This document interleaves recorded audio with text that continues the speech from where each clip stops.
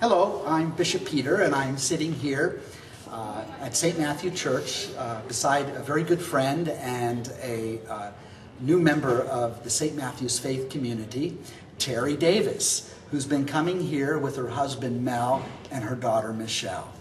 So you've been coming to St. Matthew's about 6 months, right, Teri? Yes, that is correct. And what first drew you to come to St. Matthew Church to worship?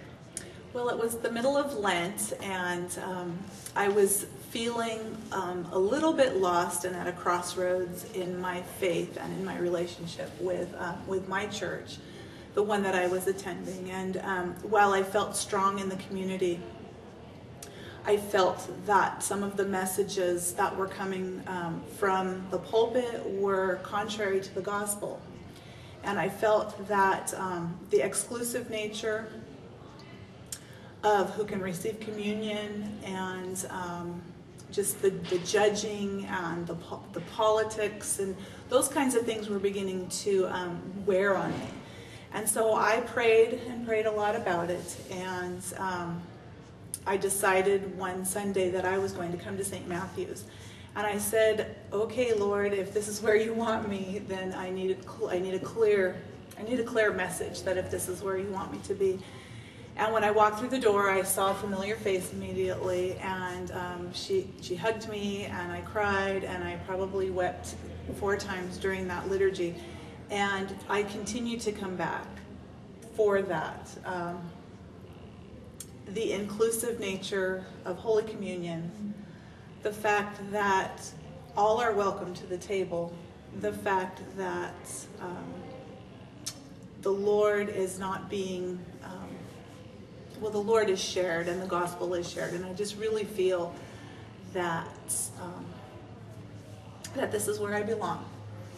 Well, and that's wonderful, Teri, and you grew up as a Roman Catholic. You are a cradle Catholic. I did. And you were active in practicing your faith and attending weekly liturgies and all of that. Yes.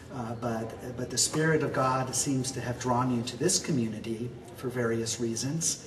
And we're so delighted that you have come and become a part of our family of faith, and that you brought your daughter, Michelle. We're delighted with her, and your husband, Mel. And for your daughter, is there something else that you value about St. Matthew's in connection with your daughter? Well, I think that was part of my decision, is looking at my young daughter,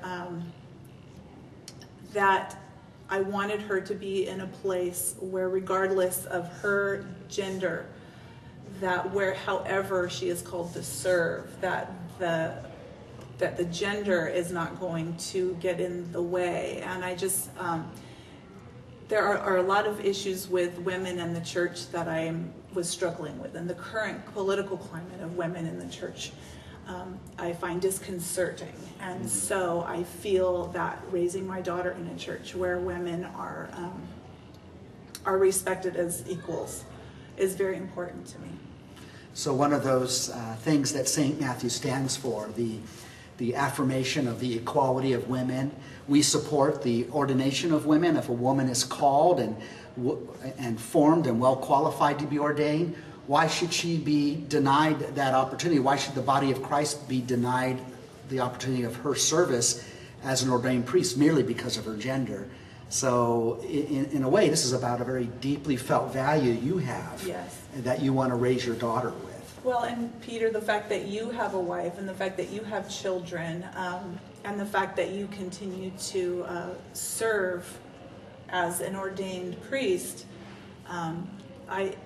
I just think that seems more natural and more logical, and I feel that that unfortunately many Roman Catholic priests had to leave the priesthood because of falling in love, or and I feel that this is a little more the way it should be. It's hard to explain. It just feels right. Oh, well, I'm glad that you feel at home here at St. Matthew's. And indeed, I have to say that falling in love as a priest and getting married as a priest, I have discovered has only made me a better priest. I'm able to embrace my full humanity. And the gospel brings us freedom. And somehow in the life of the church, we can so easily begin to deny ourselves the liberty that we have in the gospel of Jesus. So I'm glad you found your way here to St. Matthew's, you and your family. And I'm looking forward to watching Michelle grow up here in our midst. And who knows, someday she may be ordained a priest. That'd be nice. Yes. Thank you, Teri.